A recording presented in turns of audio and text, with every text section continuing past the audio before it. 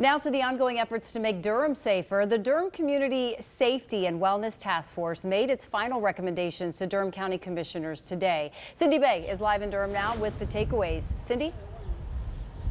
Yeah, well, Amber, this is the result of 2.5 years of work. 16 recommendations spanning from the criminal legal system to gun violence. And county leaders asked the task force what they would prioritize if they could. And while they said that they had to discuss that, young people are still top of mind. How do we keep people safe? How do we keep people healthy? How do we keep people out of our jails, out of our criminal justice system? It's interconnected to every single thing that we do. As Durham County Commissioners work on the upcoming budget, the Durham Community Safety and Wellness Task Force presented its final recommendations, hoping the more than 2 years of work comes to fruition, expanding programs such as the mental health first responders, known as HEART.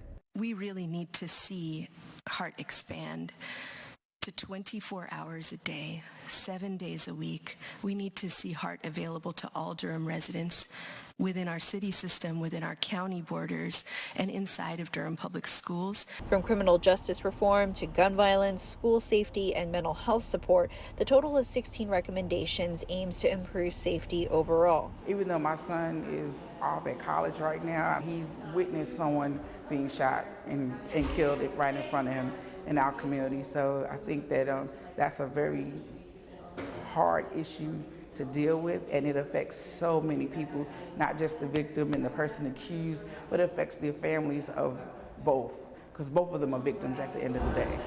Young people are still in the spotlight, with some of the recommendations involving Durham Public Schools to offer resources such as the first Youth and Community Hackathon to prevent gun violence and revising the School Resource Officer program. We need to focus on the youth, young people and children, and that there has to be an immediate, complete response when they're exposed to violence.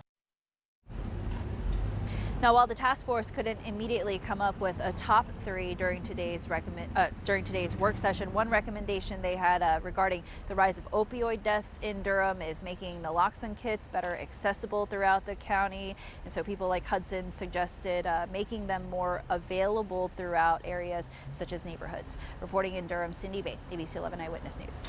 All right, Cindy, thank you for that.